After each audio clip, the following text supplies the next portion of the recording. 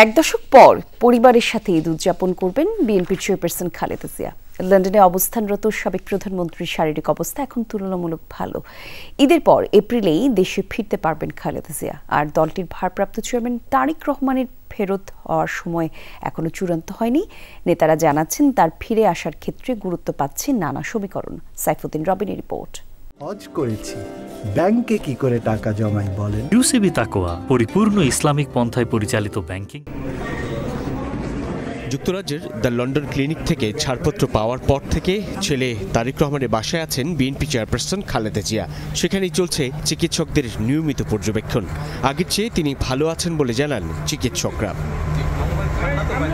প্রায় 10 বছর পর এবার নিজের পুত্র, 2 পুত্রবধূ, নাতনিদের সঙ্গে ঈদ উদযাপনের সুযোগ মিলল 79 বছর বয়সী এই রাজনীতিকের। এর আগে 2015 সালে লন্ডনে পরিবারের সঙ্গে ঈদ উদযাপন করেন তিনি। সেক্ষেত্রেও সময়ের ব্যবধান ছিল 8 বছর। মা বছরের পর বছর তার সন্তানের মুখ দেখতে পারেননি। সন্তান দেখছেন মা মৃত্যু শয্যায় শায়িত, হাতটা ধরে মাকে সান্ত্বনা দেওয়ার স্কোপ ছিল না। আজকে সেই মা এবং সন্তান এক পাশে আছেন, একসাথে আছেন। সবার জানার আগ্রহ কবে দেশে ফিরবেন খালেদা জিয়া ও তারেক রহমান। বিএনপি নেতারা বলছেন তারা আশা করেন শীর্ষ নেত্রী এপ্রিলে ফিরে আসবেন দেশে। এই দেশের সবচাইতে নির্যাতিত রাজনীতিবিদ দেশনেত্রী বেগম খালেদা জিয়া, তিনি অবশ্যই খুব শিগগির ফিরে আসবেন। তার স্বাস্থ্যের অবস্থা আগের চেয়ে মাশাআল্লাহ অনেক ভালো। তিনি হয়তো আগামী মাসে দিকে ফেরত আসবেন বলে আমরা জানতে পেরেছি, তবে সুনির্দিষ্ট কোনো তারিখ নেই। ডাক্তাররা ক্লিয়ার দিলে উনি চলে আসবেন এবং উনি স্বাভাবিকভাবে, উনি তো বাইরে থাকার মানুষ না। ওনাকে এমন দুর্যোগের সময়ও বিভিন্ন নেতারা পালিয়ে গেছেন দেশ ছেড়ে।